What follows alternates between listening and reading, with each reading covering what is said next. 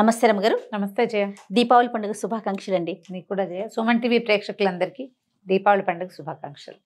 రెగ్యులర్గా మనం మాట్లాడుకునేదే పండుగ రోజు విధి విధానాలు, మరి ఆ రోజు పిండి వంటలు, నైవేద్యాలు అన్నీ కూడా ఒక్కసారి. ఈసారి నరక చతుర్దశి ఒకరోజు, దీపావళి ఒకరోజు కాకుండా ఉదయం నరక చతుర్దశి, సాయంకాలం దీపావళి పండుగ వచ్చింది. రమ్మగారు, అసలు మీరు ఇంతవరకు ఇలాంటివి చూసారా? ఇదే ఫస్ట్ టైమా? నాకు తెలిసి తక్కువ లేదు. నాకు మరి చిన్నతనంలో ఏమైనా జరిగిందేమో కానీ ఇలా జరగలేదు. ఈసారి వచ్చింది. అయితే ఈ నరక చతుర్దశికి ముందు విధి విధానం మొదటిది. చతుర్దశి రోజున మనం త్రయోదశి నుంచి చేస్తాం. దీపావళి పండుగ 5 రోజులు వ్యవహారంగా చేసుకుంటారు చాలా చోట్ల.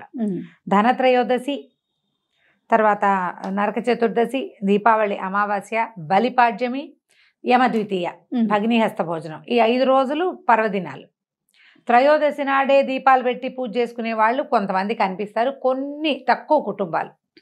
ఇప్పుడు ధనత్రయోదశి మనం ధన్తేరాసు పేరుతోటి ఏదో వస్తువులు కొనుక్కుంటున్నాం కదా. అవునండి. ఈ ధన్వంతరిని పూజించడం, ధనలక్ష్మిని పూజించడం అవన్నీ మన వైపు ప్రాంతాల్లో చేసేవి కాదు.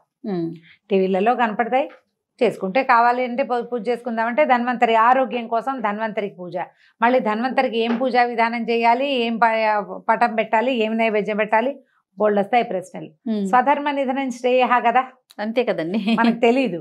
దండం పెట్టి ఊరుకొని ఈ రోజున మనం ప్రమిదలు, దీపారాధనకి ఏర్పరచుకోవాల్సిన వస్తువులు ఏర్పరచుకోవటం. చతుర్దశి రోజున ఉదయకాలం అభ్యంగనం చేయటం. పొద్దున్నే నువ్వుల నూనె రాసుకుని తెల్లవారుజామునే, ఎండెక్కాక అభ్యంగనం అంత మంచిది కాదు. పొద్దున్నే తెల్లవారుజామునే నెత్తికి నువ్వుల నూనె పెట్టుకోవడం, ఒంటికి నువ్వుల నూనె పెట్టుకుని తల స్నానాలు చేయడం, ఇంటిల్లిపాది పెద్దవాళ్ళు ఉంటే వాళ్ళతోటి నెత్తికి నూనె పెట్టించుకుని అక్షింతలు వేయించుకుంటే ఇతోధికంగా ఆయుర్వృద్ధి జరుగుతుంది. అయితే ఈ నరక చతుర్దశి నాటి తెల్లవారుజామున పెట్టేటువంటి దీపాలు యమదీపాలుగా చెప్తారు. ఓకే. ఇప్పుడు చూపించేటువంటి ఈ దీపదర్శనం ఏంటంటే దక్షిణం వైపుగా పెట్టాలని, అప్పుడు మన పితృదేవతలకి దారి చూపించినట్లు అవుతుందని అంటారు. దీనికి ముందు నెలలో మనం ఏం చేసాము, మహాలయ పక్షాలు చేసుకున్నాం. అవును, పితృపక్షాలు కదా. ఈ పితృపక్షాల తర్వాత పితృపక్షాలే అప్పటికే మనకి ఇది వచ్చేసింది, దక్షిణాయనం వచ్చేసింది కదా. ఇప్పుడు ఏంటంటే మార్గదర్శనం చేసినట్టు పితరులు ఎవరైతే తర్పణాలు తీసుకున్నారో వాళ్ళ దారి స్వర్గం వైపుకి వెళ్తూ ఉంటుంది దారి.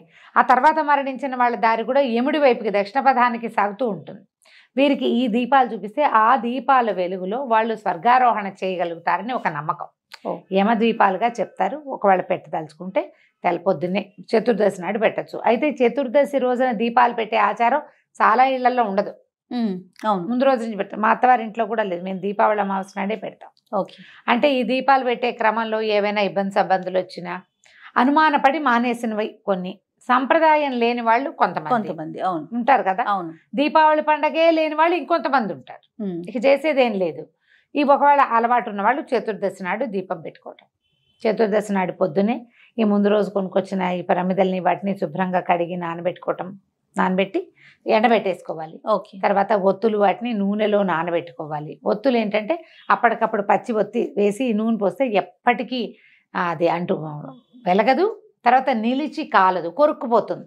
అవును, అందుకని నానబెట్టుకోవాలి. నూనెలో వేసి నానబెడితే చివరి బొట్టు దాకా అది చక్కగా నిలిచి వెలుగుతుంది.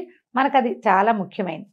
అయితే దీపావళి పండుగ గురించి ప్రతి సంవత్సరము చెప్పుకునేదే. మళ్ళీ ఒకసారి ప్రఖ్యాతమైన శ్రీకృష్ణ గాథని జ్ఞాపకం చేసుకుంటాం. తప్పకుండా.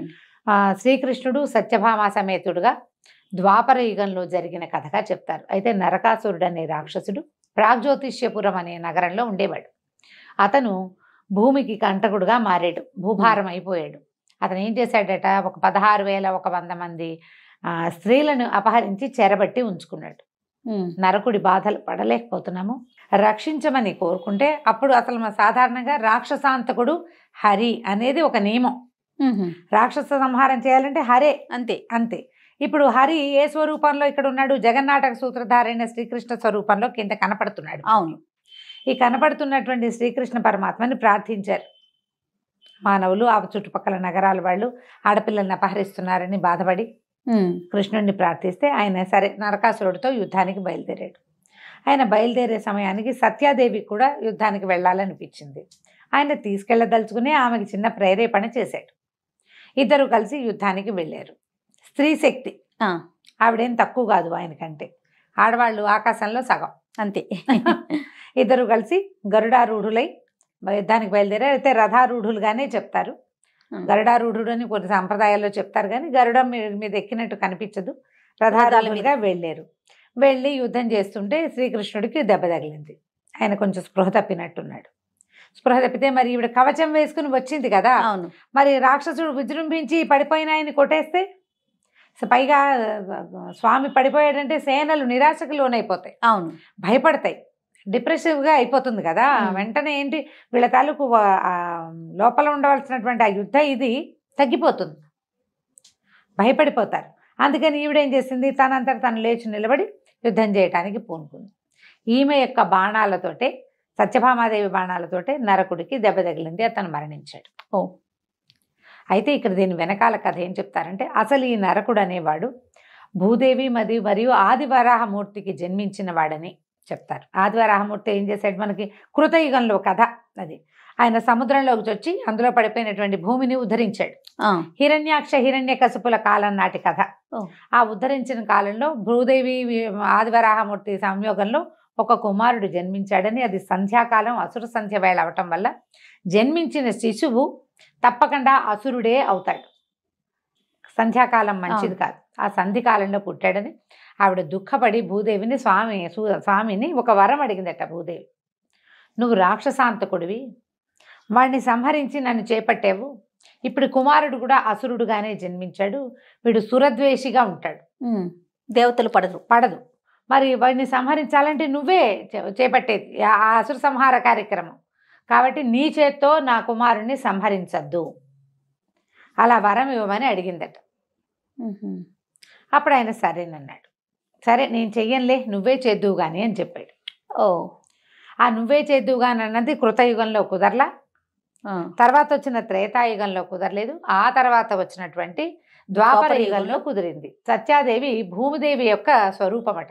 భూమి అతి సహనం కలిగింది, భూదేవి మహాసహన, భూదేవి అంత సహనం అంటాం కదా. ఏం చెయ్యి తెల్లారులేస్తే పుట్టిన ప్రతి ప్రాణి తొక్కుతుంది భూమిని. అవును, అయినా కూడా ప్రతివాడు భూమి సొంతం చేసుకోవడానికే ప్రయత్నం చేస్తాడు, భూమి వాడి మీద పగబట్టదు, మహాసహనంతో ఉంటుంది. నా వల్ల కాకపోతే ఏడుస్తూ దేవుడి దగ్గరికి, ఆ బ్రహ్మదేవుడి దగ్గరికి వెళ్ళి విష్ణువు దగ్గరికి వెళ్ళి మొరపెట్టుకుంటుంది తప్ప, వీడెవడో నన్ను ఇబ్బంది పెడుతున్నాడు, నేను ఇట్లా విచ్చి వీడిని వీడంతు చూస్తా అని పొరపాటును కూడా అనుకోదు. భూదేవి విచ్చి తనలోకి తీసుకున్నది సీతమ్మ తల్లినే, అంతే, ఎక్కడా భూమి విచ్చుకున్న దాఖలాలు లేవు. మహాసహనవంతురాలు. అయితే ఆవిడ ఎప్పుడు నేను సహనంగానే ఉండాల్సిందేనా అని అనుకుంటేదట. సహనం అసలు ఉండని ఒక జీవితాన్ని ఆవిడకి ప్రసాదించాడు భగవంతుడు. అదే సత్యభామ అన్నిటికీ రుసరుసలాడుతుంది. అవునవును, ఏ అయిష్టం వచ్చినా సహించకుండా బయటికి చెప్తుంది. భూదేవి అంశావతారమైన ఆమెకున్నంత సహనం ఈమెకి లేదు.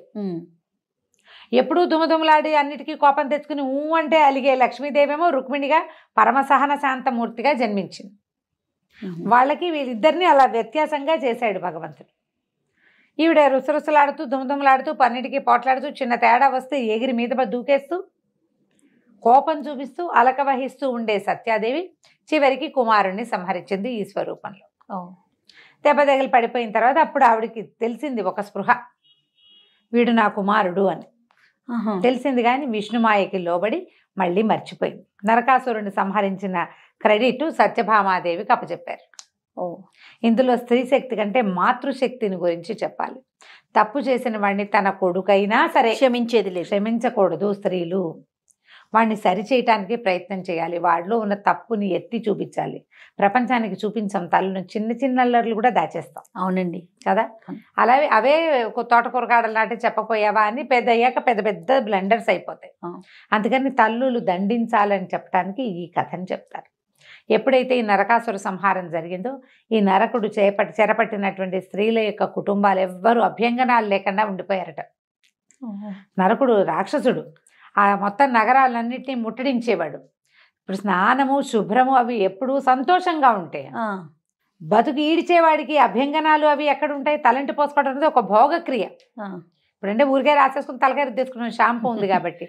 పాతకాలంలో అట్లా కాదు కదా. అది బాగా నూనె రాసుకోవటం, నలుగు పెట్టడం, ఎవరైనా సహాయం చేయటం, కుంకుడు పులుసు ఎవరైనా పోయటం, వీపు ఎవరైనా రుద్దటం, అలాంటివి ఉండేవి. ఎంత చిన్న కుటుంబాల్లో అయినా ఇంకొకళ్ళ నెత్తి మీద నూనె పెట్టాలి. తలంటటం అనేది ఒక ప్రత్యేక క్రియ. అప్పుడు ఇట్లా స్విచ్ చేస్తే నీళ్ళే విజయ. అవును కదా, వేరే రకం. అప్పుడున్న పరిస్థితులు వేరు. ఆ అభ్యంగనాలు లేకుండా ఉన్న వాళ్ళంతా ఇతడు చతుర్దశి నాడు మరణించంగానే అందరూ అమ్మయ్య మనకి భోగానికి రోజులు వచ్చాయని చక్కగా నూనె రాసుకుని అభ్యంగనాలు చేసుకుని ఆ పూటంతా రకరకాల పిండి వంటలు వండుకుని మరుసటి రోజు దీపాలు పెట్టుకున్నారు.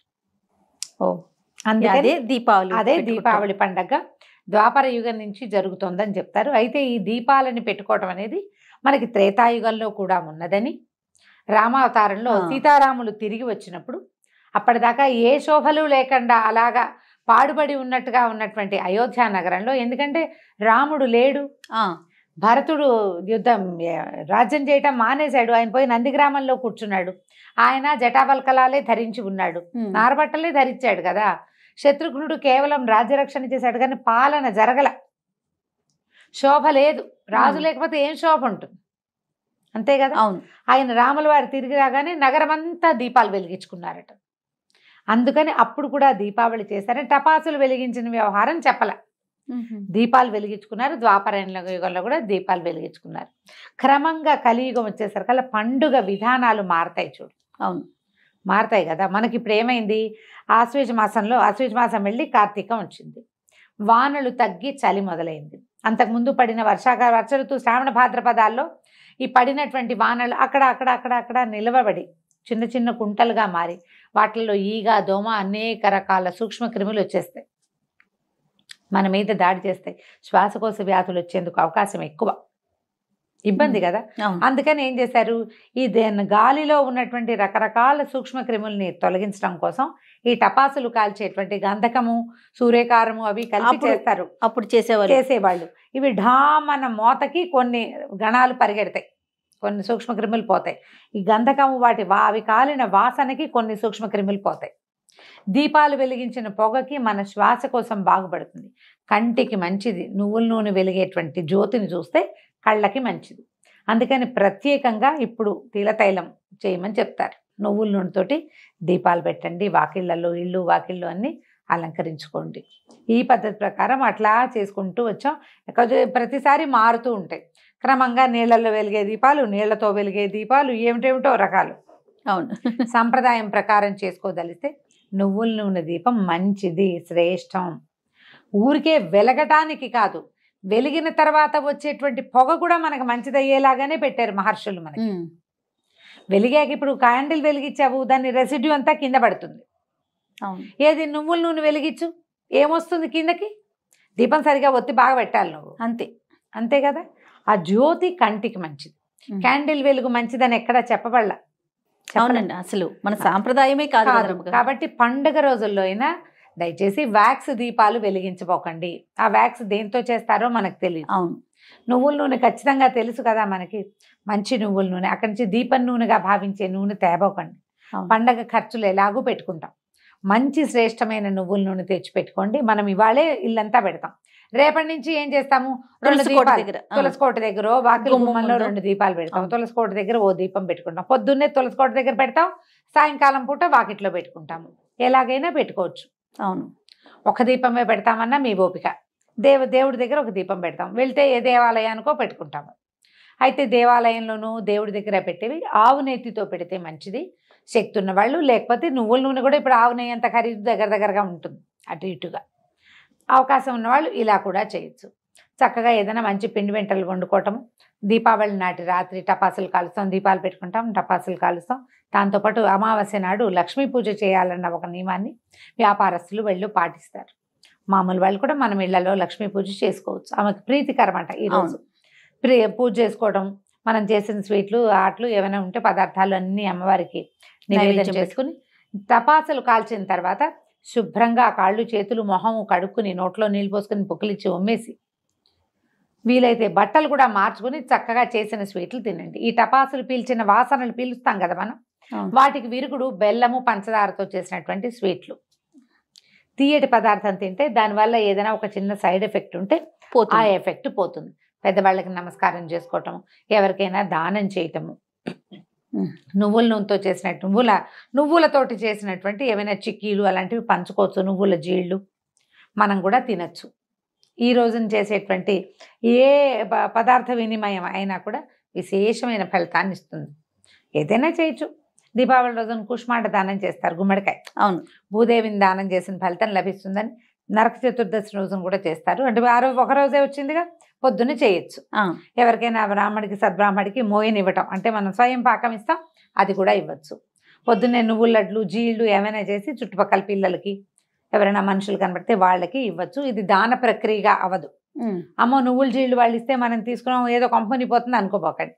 పర్వదినం రోజున ఇచ్చేటువంటి ఈ తీయటి పదార్థాన్ని పంచితే పదార్థాన్ని పంచిన ఫలితం వస్తుంది, కానీ తీసుకున్న చెడు మాత్రం రాదు. తీసుకోవచ్చు చక్కగా మనము ఇవ్వచ్చు. చక్కగా ఈ దీపావళి పండగ కాబట్టి ఇంకా చలి రోజులు మొదలైపోతాయి. ఏవైనా కంబళ్ళు దుప్పట్లు దానం చేయదలుచుకుంటే ఇవాళ రోజు నుంచి మొదలుపెట్టి కార్తీకం అంతా కూడా మనం దానాలు చేసుకోవచ్చు. దాన ప్రక్రియకి శ్రీకారం చుట్టుకోవాలి. ఇప్పుడు వెసులుబాటును బట్టి మనకు కుదరాలి కదా.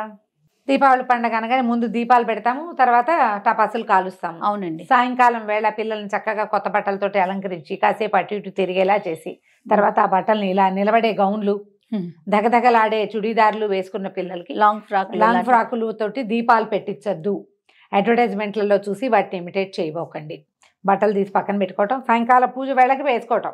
చీకటి పడంగానే దీపాలు పెట్టుకుంటాం కదా. పిల్లలకి సాదా కాటన్ బట్టలు వేయండి. మీరు కూడా కాటన్ బట్టలే వేసుకోండి. ప్రమాదాలు లేకుండా ఉంటాయి. గబుకొని చెయ్యి అంటుకున్నా ఇంట్లో ఒక బర్నాల్ లాంటిది అట్టి పెట్టుకోండి. ఏదైనా చెయ్యి కాలినా వేలు కాలినా గబుకొని నీటి కింద పెట్టి కాసేపు నీళ్ళల్లో ఉంచితే కాలిన చోట ఇబ్బంది లేకుండా ఉంటుంది. చిట్కా వైద్యాలు ఏమైనా తెలిస్తే అవి కూడా చేసుకోవచ్చు. దీపాల దగ్గర అక్కడ పిల్లల్ని వదిలిపెట్టపోకండి. టపాసుల్ని వాటిని దూరం నుంచి కాల్చడం, సాధ్యమైనంత ఎక్కువ కాలుష్యరహితమైనటువంటి దీపావళిని చేసుకుందాము. వీటితో ఇంత సౌండ్ వస్తుంది, ఇంత పొగ వస్తుంది అనుకున్న వాటిని మానేసేయండి. అది పిల్లలకి మంచిది కాదు, మనకి వాతావరణానికి మంచిది, పర్యావరణానికి అస్సలు మంచిది కాదు. ఏవి చేయమంటారో అవి మాత్రమే చేయండి. శబ్దం వచ్చేవి తీసుకోవచ్చు, మంచిదే. పొగ వచ్చేవి మాత్రం కాదు. ఓకే, కొంచెం జాగ్రత్తగా హ్యాండిల్ చేసుకుంటూ ఈ దివ్య దీపావళిని శుభ దీపావళిగా మార్చుకోండి. తప్పకుండా రమ్య గారు. నమస్తే. నమస్తే.